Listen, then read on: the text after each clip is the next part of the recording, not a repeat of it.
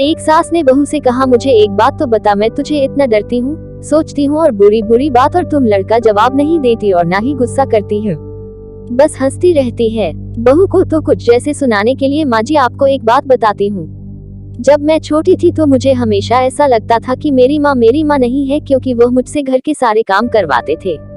कोई काम से गलत हो जाता तो मुझे डांट भी पड़ती और कभी कभी तो मार भी पड़ती, लेकिन माँ थी वह मेरी, मुझे उनसे डर लगता था। कभी कभी गुस्सा भी आ जाता, लेकिन मैंने कभी उन पर गुस्सा नहीं किया। यहाँ जब मैं कॉलेज से छुट्टी हुई घर आती तो कुछ देर आराम करने के बाद तुरंत मुझे सारे काम करने पड़ते।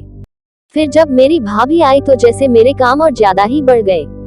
होना तो यह चाहिए था कि बहू आए तो सारी जिम्मेदारियां उस पर डाल दी जाए, लेकिन मेरी माँ ने फिर भी मुझसे सारा काम करवाया।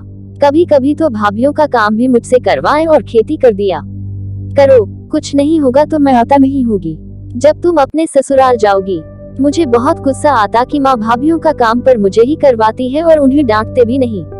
फिर मेरी शादी के 2 दिन पहले मेरी माँ ने बड़े प्यार से अपने पास बिठाया और कहने लगी, बेटा आज तक समझना कि मैं तेरे साथ थी, मैंने तुझे प्रैक्टिस करवा दी है और तुझे किसका ऐसी भी होती है, लेकिन अब तेरी शादी हो रही है, आज से मैं तेरी माँ हूँ।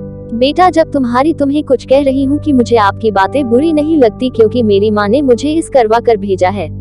आप तो मुझे उठना डांटते भी नहीं जितना मेरी माँ डांटा करती थी। इतना कहकर हंसते हुए किचन में चली गई और सास सोचते रह गई, क्या सच में बेटियों के प्रशिक्षण ऐसे ही करना चाहिए। आशा करती हूँ कि कहानी आपको पसंद आई होगी, तो लाइक और शेयर करें, और इस कहानी पर आपकी क्या राय है हमें कमेंट करके बताएं। कहानी सुनने के लिए आपका बहुत बहुत धन्यवाद।